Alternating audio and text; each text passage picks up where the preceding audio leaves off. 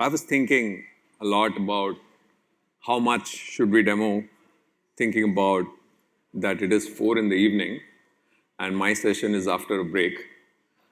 And so I thought maybe it's a better idea for me to show you what is possible with xLake and then talk about how xLake makes something like this possible.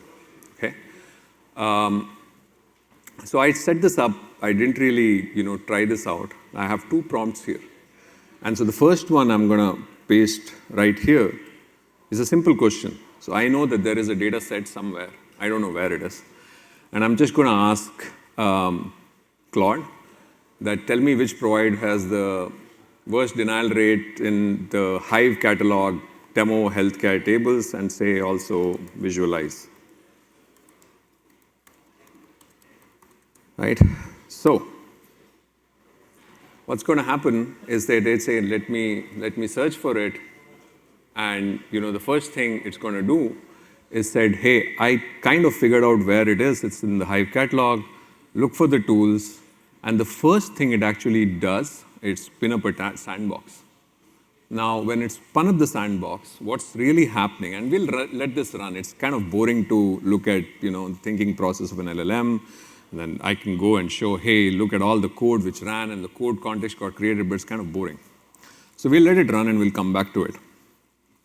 But I think what's important to know is that between the time that I actually wrote the prompt and pressed enter, the data which is actually required to answer that question is in this environment, which we run on AWS. And the data which it is trying to really access is exactly in this meta catalog, which is the Hive catalog. And so we can just open this. And this is the data set it's actually trying to reach to. And so what we essentially asked Claude to do is to just with a very broad-based exploration sort of a question, right? We just said, hey, there's some demo healthcare data set. It's sitting somewhere in the cloud. We don't really know where. Go ahead and give me a list of which provider has the worst denial rate. And that you can extrapolate to any question, any prompt, any dashboard, any agent, all that we talked about all day. Now, to actually make it work, there is a sequence of events which need to happen in a certain order. And that is what, in the time that I want to talk about xLake, I really wanted to get deeper into it to explain exactly how it works and also kind of get into some technologies that we've had to build to essentially to get this done. So we'll see how far it's gone. Still going. Let it go. It doesn't matter. And slideshow. Okay, so I think enough talked about xLake. This is what is the reality today, right? So essentially, every enterprise that we have spoken to, any customer, basically they have data on 2 worlds, right? They have data on-prem, they have data on cloud. Now, we as a company, Acceldata, has solutions for both on-prem data, we have solutions for on-cloud data, but this is the reality that many of our customers have. Essentially, you either have one of these technologies on the left, Cloudera, Hadoop, Spark, Teradata, Vertica, Oracle, Acceldata, PostgreSQL, whatever you want to call it. Or you essentially said that, hey, my company has asked me to now run something on AWS. I have to move the data, found somebody to migrate the data, pushed it on the cloud, went ahead, bought Snowflake, Databricks, BigQuery, Redshift, Synapse, or one of the dozen tools that you can actually buy in this arena. The big problem is that the workloads don't really work across these systems, right? You cannot run a Snowflake query on-prem. You can't run a Teradata query on the cloud. It's not possible. So what you are essentially doing is continuously, again and again, essentially copying data from left to right, right to left, depending on what the business requirement is. And most of the time, this single act of moving data mandates a lot of things. For example, it mandates data observability, data reconciliation, data quality. There is a lot of work which essentially comes out, which we over the years have provided solutions to as well. And so what really ends up happening is that there is no true interoperability, right? So there's different engine, different syntaxes. What do you run on cloud? What do you run on-prem? Where do you run it? All of those questions. I think the biggest trick that most of the cloud providers play is essentially to tax you on egress. The moment you take data out, there's a tax you need to pay, right? So if you want to move data into the cloud, it's essentially low cost. The moment you want to pull data, and it doesn't matter if you actually pull data to migrate, even if you pull it out from that environment, it actually costs a lot of money. Your workloads are either here or there. What was running, maybe it was actually very efficiently running on-prem, but now you have a mandate to move it on cloud. This thing costs too much money, right? So one of the points in our survey was that it is actually quite expensive to run some of these operations on cloud. And I think the most important thing, and most important in especially the modern context of where the world is all about sovereignty. People and companies and countries have essentially realized that they need to own the data because that's really where the value is. They need to own the stack. And a lot of our customers all the time talk to us about, can you run this in my environment? It doesn't matter if it's on cloud or on-prem, but do I have control over this data? Is it truly mine? Is it sovereign? Right? So these are essentially the cost of this whole divide between on-prem and on-cloud. And so what xLake does, right, at the heart of it, it's essentially trying to abstract away the entire idea that there is some sort of a location to your compute estate.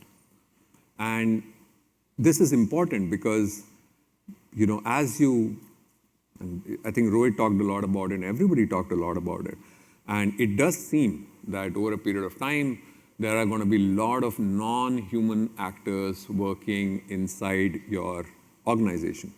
And these non-human actors don't really need to take breaks, and they don't need to eat. You don't need to feed them. But what they need is CPU cycles and compute cycles. And that means you need to have a lot of infrastructure. Now, by the nature of it, infrastructure is not easily available, right? You have anybody who's worked in anything more than 250 people company would realize that suddenly if I want some capacity, I usually have to jump a few hoops when you get them. And most of the time, capacity is not utilized well, right? So you really need to kind of have a lot of capacity as more and more non-human actors actually join the system. And where are you going to get this capacity from? You either get it from the capacity you actually have, get it from the cloud, but in the end, the same problems will plague you. If you get capacity in the cloud, what are you going to do? You're going to move all this data now?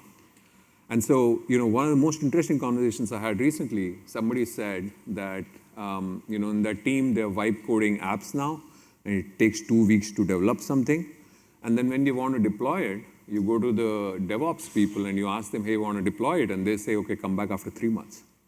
So it makes no sense that the build time is 2 weeks and the deploy time is 3 months, right? It just is not going to work out.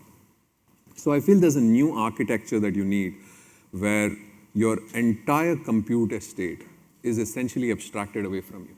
And that's what xLake essentially does at the core of it, right? So there is an abstraction boundary, and we've built that abstraction boundary on Kubernetes technology because it's well known, popular, almost everybody uses it, everybody knows how to operate it. And at the bottom, we can actually productionize any capacity anywhere. And when I say this, it's not just about on-prem versus cloud. Everybody thinks that cloud is about 3, maybe 4 hyperscalers, but it's not true, right? There is capacity available on neo clouds.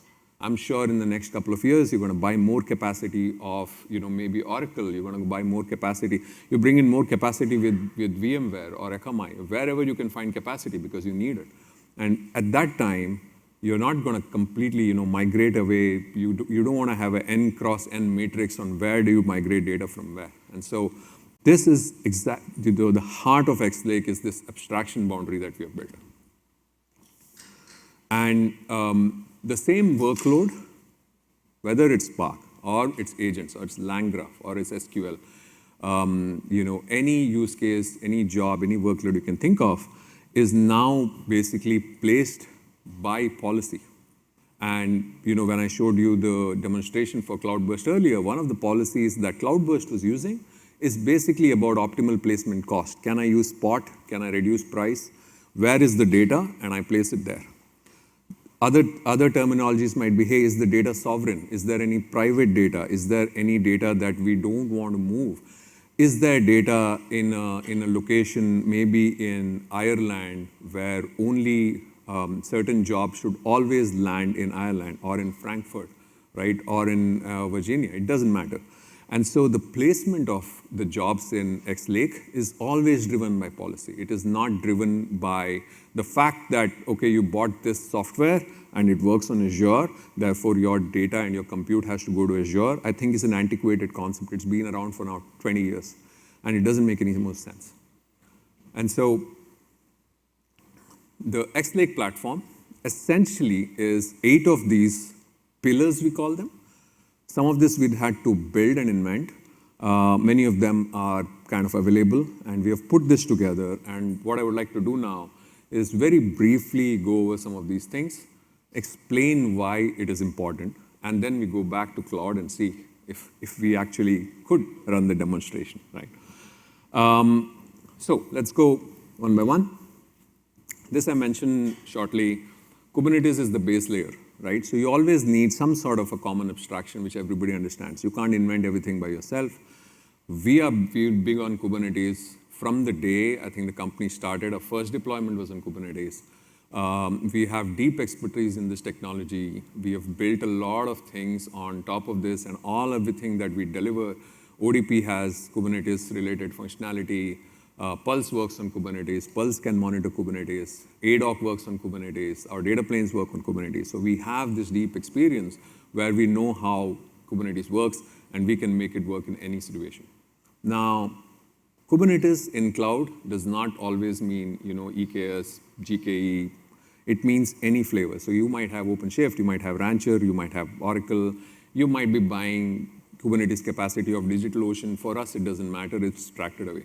So you can bring any Kubernetes compatible stack, and that is the single requirement that the xLake platform wants you to do, is to make sure that you are Kubernetes friendly. You don't have to have it installed. We'll install it for you.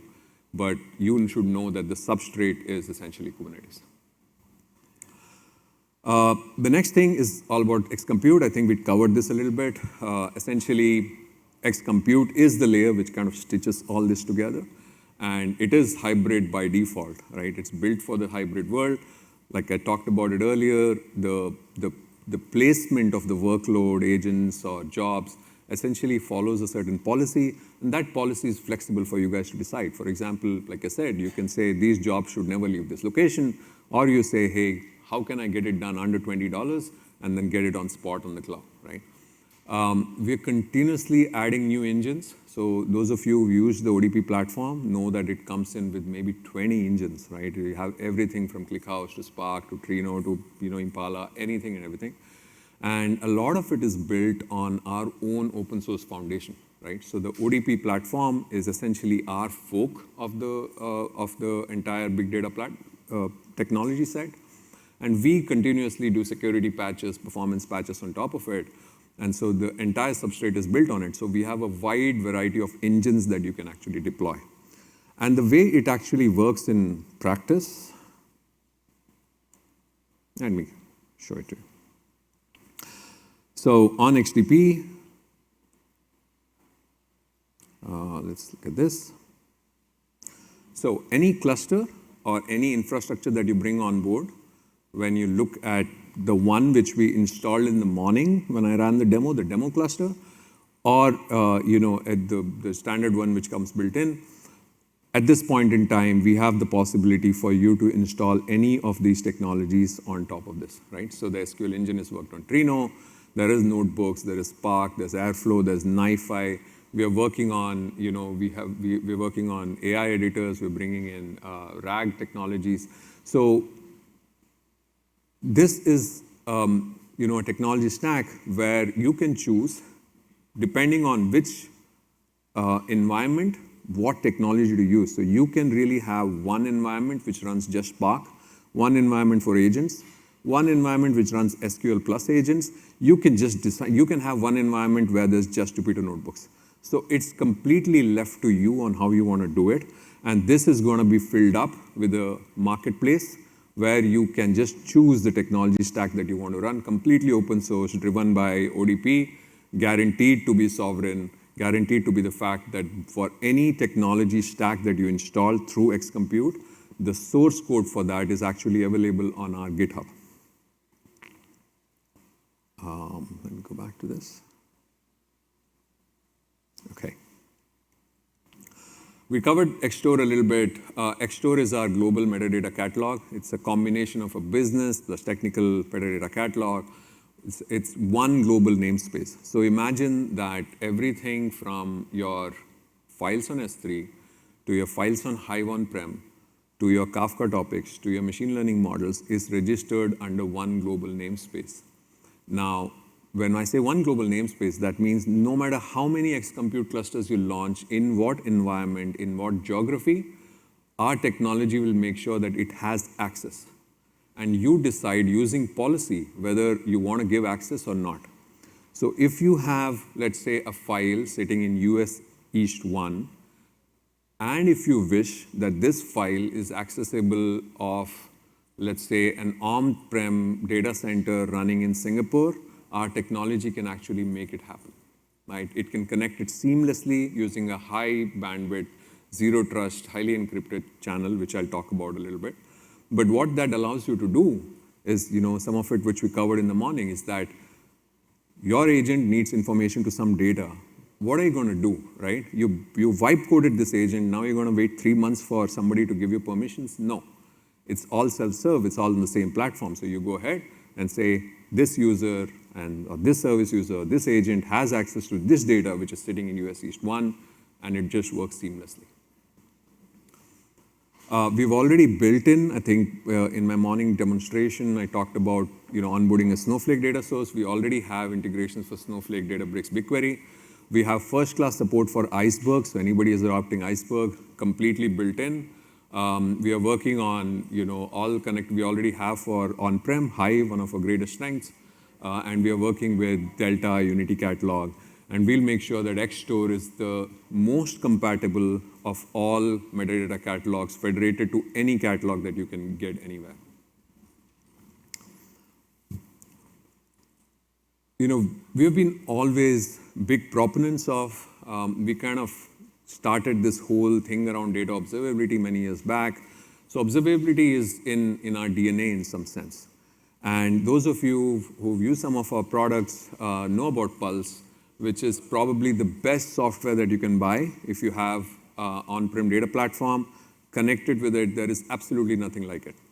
And a lot of those capabilities we are kind of bringing into the xLake platform. So when you bring in your compute, when you run your tasks, when you run your queries, you essentially are going to get observability built into the platform as a first-class citizen.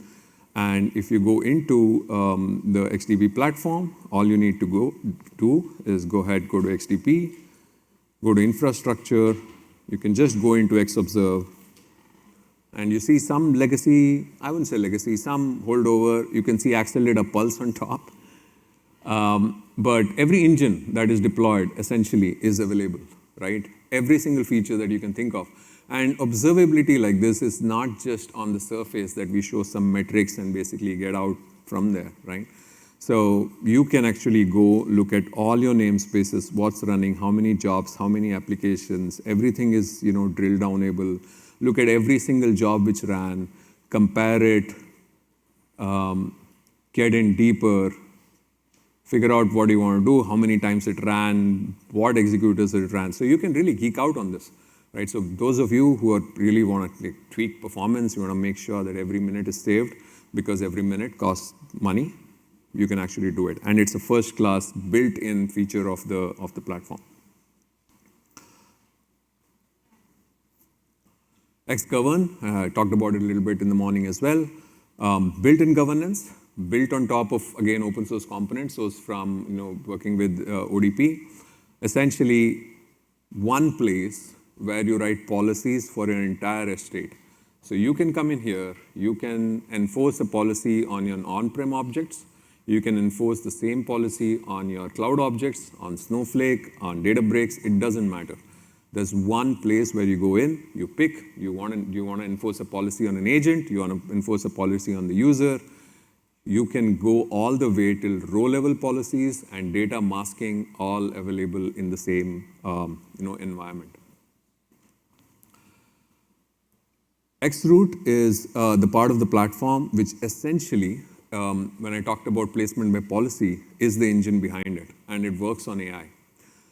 The way it works is that when I talked about xObserve, you would have seen that for every single job that we ran, without, doesn't matter which engine, or it's an agent, or it's an app, whatever, we have deep telemetry of all of, the tasks that it did. How many times did it run? What is the performance, CPU, memory, spills, overflow, executors, how much time it took. We also know how much does it cost to run something. We know spot prices from Amazon. We know how many times that the job failed. And so if you combine all of this, this actually provides, if you think about it, context to an AI engine, which can actually make placement decisions. This job is taking too long. Maybe it's not a good candidate for putting it on cloud because it's going to burn a lot of money. This job is really small. It's going to work in Spot. And by the time it runs, maybe it runs for 10 minutes, there's a high chance that the Spot environment does not go away. And therefore, this is a good job that we can run it on cloud. But wait, the data is not on cloud. The data is on-prem. Now you're going to move data over the internet? Not that stupid. So we're going to place it back again on-prem. So all of this decisioning is now, you don't really have to guess about it. The system takes care of it. Any job, you can pick any of the jobs which are available on the Acceldata xLake platform, and it looks a little bit, let me just go back.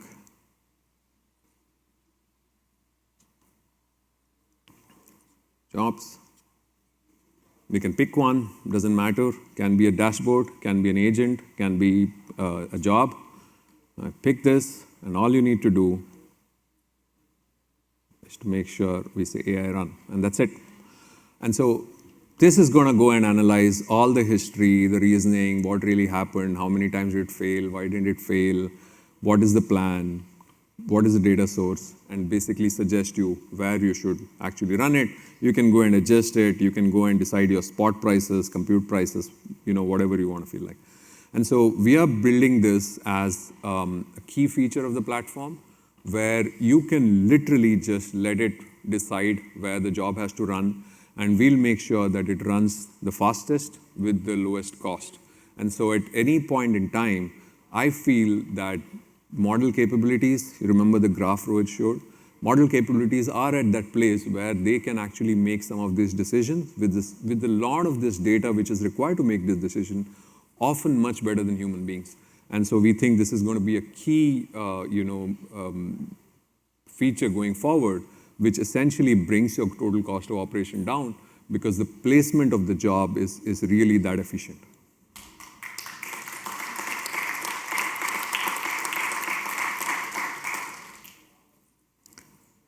All right.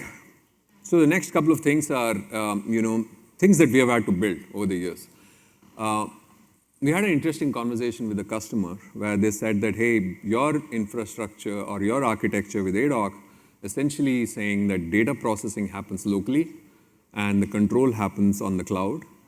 We've liked it so much that we have asked a lot of our other vendors to implement it. And it's not simple because you really have to get a few things right.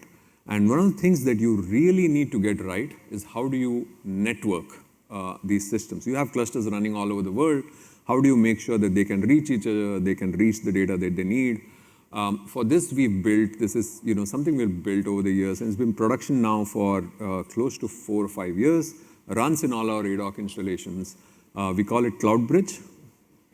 CloudBridge is essentially a zero-trust network. A zero-trust network is something where nobody really knows where the source of this identity is. And we've built it over a mutual TLS-backed, double encrypted channel. A lot of this information is actually available on some of the blogs that we have put out. But think of it this way.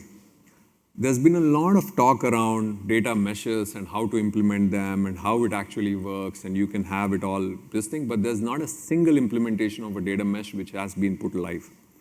With CloudBridge, we are not calling a data mesh, but the moment you actually bring these xCompute cloud clusters on board, it actually meshes all these clusters in a way where things are globally available, right? So every cluster can actually talk to each other. They can talk to the mothership, and this is possible through this CloudBridge technology, which is something only Acceldata and our platform can provide.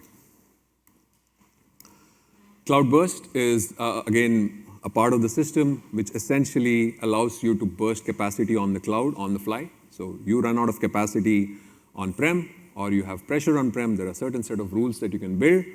The AI is going to figure out where there is capacity, where is it cheaper, how are the metrics, like I showed you earlier, automatically burst it on the cloud. Like I said, when we talk about cloud, it's always about these three, AWS, Azure, GCP, because that's the reality of what 90% of the people use. But there are other clouds, there are other vendors, and so we are going to make sure that we support every single cloud vendor with who can spin up capacity on the cloud and make it available to our customers. So that works on OCI, IBM Cloud, Rackspace, DigitalOcean, OVH, VMware, NeoClouds. We are going to build connectors for all of them. So no matter where you buy capacity, it doesn't matter. All you need to do is spin up a cluster and you're ready. That's it.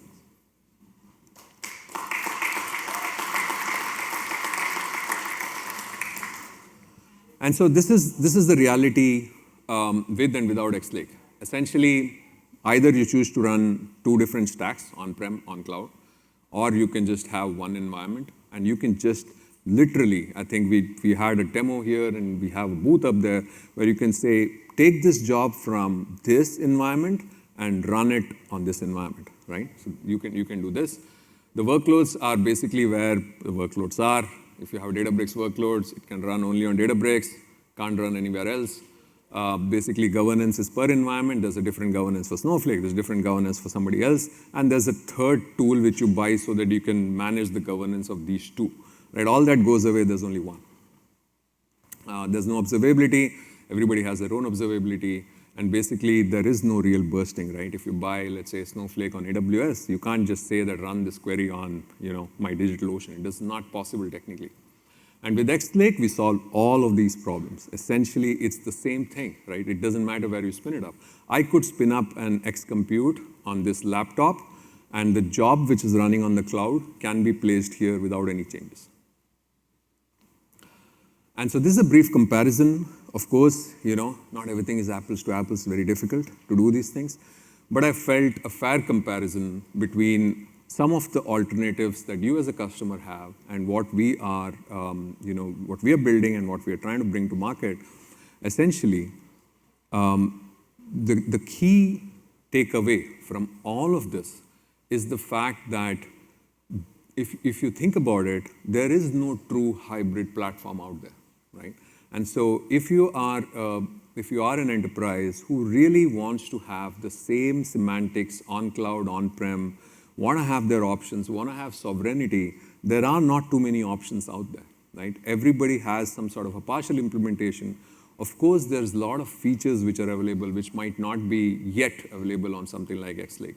But I think the strengths of the platform essentially means that for any enterprise who really wants to have a hybrid execution strategy, where they do want to sell their soul to one vendor and say, okay, we're going to do everything, and next time you ask for more money, we're going to cough it up, we're going to migrate all our data. You want to have that choice, you want to have that sovereignty. I think xLake is the only platform which truly is built for this hybrid world. And so that's it from the presentation.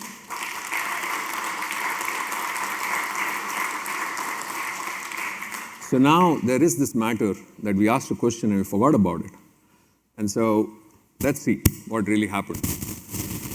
So I think we just stopped it somewhere here and we said,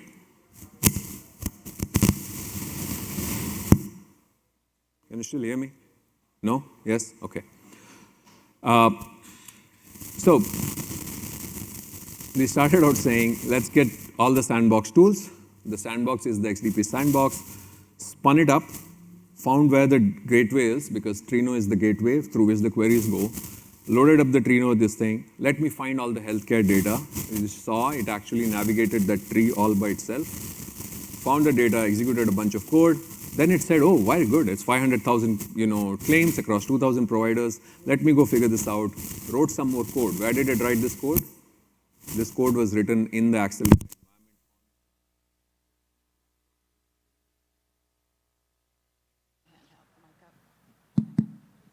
So on my laptop, there's code being written right now, which is actually being executed on the cloud, right? In the XDP environment, results are being fed back.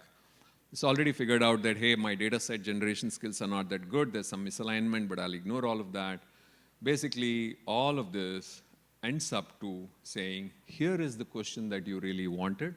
I have a complete picture. The worst denial rate is by this Mr. Joseph Woodward, and this is all the stats. Here is all the data that you need. In network, what the data really says, all of it done.